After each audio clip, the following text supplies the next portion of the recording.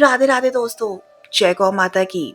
आज है 27 अगस्त 2023। सावन शुक्ल पक्ष की एकादशी तिथि।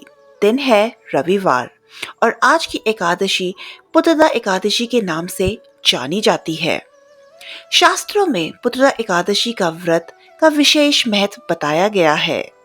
इस व्रत को करने से साधक को भगवान विष्णु की विशेष कृपा प्राप्त होती है और साधक की सभी मनोकामनाएं पूर्ण होती हैं। इसलिए आइए सुनते हैं पुत्रदा एकादशी व्रत कथा। जय श्री हरि भगवान विष्णु की, जय गौ माता की।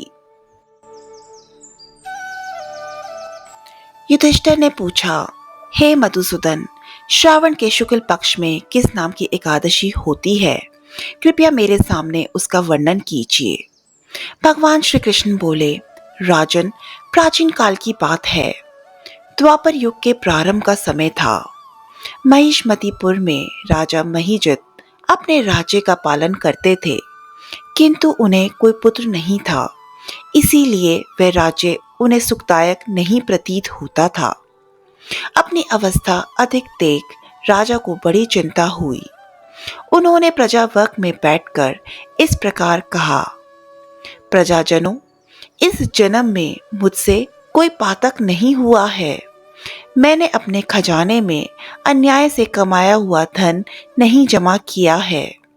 ब्राह्मणों और देवताओं का धन भी मैंने कभी नहीं लिया है। पुत्रवत प्रजा का पालन किया है। धर्म से पृथ्वी पर अधिकार जमाया है। दुष्टों को, चाहे वे बंधु और पुत्रों के समान ही क्यों ना रहे हों, दंड दिया है। शिष्ट पुरुषों का सदा सम्मान किया है और किसी को द्वेष का पात्र नहीं समझा है। फिर क्या कारण है जो मेरे घर में आज तक पुत्र उत्पन्न नहीं हुआ? आप लोग इसका विचार करें।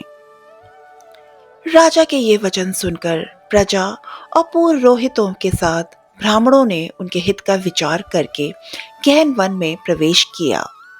राजा का कल्याण चाहने वाले वे सभी लोग इधर उधर घूमकर ऋषि सेवित आश्रमों की तलाश करने लगे। इतने में उन्हें मुनि श्रेष्ठ लोमस जी के दर्शन हुए। लोमस जी धर्म के तत्व के संपूर्ण शास्त्रों के विशिष्ट विद्वान, दीर्घायु और महात्मा हैं। उनका शरीर लोम से भरा हुआ है। वे ब्रह्मा जी के समान तेजस्वी हैं। एक एक कल्प बीतने पर उनके शरीर का एक एक लोम विशीर्ण होता है, टूटकर गिरता है। इसलिए उनका नाम लोमश हुआ है।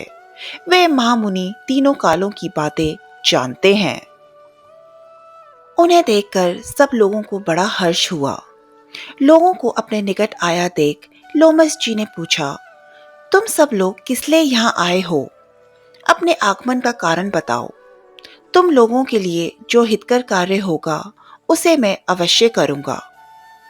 प्रजाजनों ने कहा, ब्राह्मण, इस समय महिजित नाम वाले जो राजा हैं, उन्हें कोई पुत्र नहीं है। हम लोग उन्हीं की प्रजा हैं जिनका उन्होंने पुत्र की भांति पालन किया है। उन्हें पुत्रहीन देख उनके दुख से दुखित हो हम तपस्या करने का दृढ़ निश्चय करके यहाँ आए हैं। हे प्रभु, राजा के भाग्य से इस समय हमें आपका दर्शन मिल गया है। महापुरुषों के दर्शन से ही मनुष्य के सब कार्य सिद्ध हो जाते हैं। मुने, अब हमें उस उपाय का उपदेश कीजिए जिससे राजा को पुत्र की प्राप्ति हो। उनकी बात सुनकर महर्षि लोमश 2 घड़ी के लिए ध्यान मगन हो गए। तत्पश्चात राजा के प्राचीन जन्म का वृतांत जानकर उन्होंने कहा, प्रजावृंद सुनो। राजा महिजित पूर्व जन्म में मनुष्यों को चूसने वाला धनहीन वैश्य था। वह वैश्य गांव-गांव घूमकर व्यापार किया करता था। एक दिन ज्येष्ठ के शुक्ल पक्ष में 10वीं तिथि को जब दोपहर का सूर्य तप रहा था, वह किसी गांव की सीमा में एक जलाशय पर पहुंचा। पानी से भरी हुई बावली देखकर वैश्य ने वहां जल पीने का विचार किया। इतने में वहां अपने बछड़े के साथ एक गौ भी आ पहुंची। वे प्यास से व्याकुल और ताप से पीड़ित थी, अतः बावली में जाकर जल पीने लगी। वैश्य ने पानी पीती हुई गाय को हाँक कर दूर हटा दिया और स्वयं पानी पीने लगा। उसी पाप कर्म के कारण राजा इस समय पुत्रहीन हुए हैं। किसी जन्म के पुण्य से इन्हें निष्कंटक राज्य की प्राप्ति हुई है। प्रजाजनों ने कहा, मुने, पुराणों में उल्लेख है कि प्रायश्चित पुण्य से पाप नष्ट होते हैं, अतः ऐसे पुण्य कर्म का उपदेश कीजिए जिससे उस पाप का नाश हो जाए। लोमश जी बोले, प्रजाजनों, श्रावण मास के शुक्ल पक्ष में जो एकादशी होती है वह पुत्रदा एकादशी के नाम से विख्यात है। वह मनोवांछित फल प्रदान करने वाली है। तुम लोग उसी का व्रत करो। यह सुनकर प्रजाजनों ने मुनि को नमस्कार किया और नगर में आकर विधि पूर्वक पुत्रदा एकादशी के व्रत का अनुष्ठान किया। उन्होंने विधि पूर्वक जागरण भी किया और उसका निर्मल पुण्य राजा को अर्पण कर दिया। तत्पश्चात रानी ने गर्भ धारण किया और प्रसव का समय आने पर बलवान पुत्र को जन्म दिया।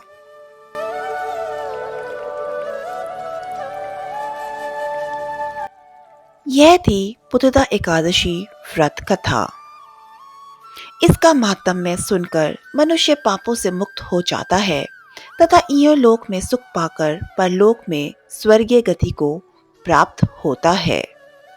जय श्री हरि भगवान विष्णु की, जय गौ माता की।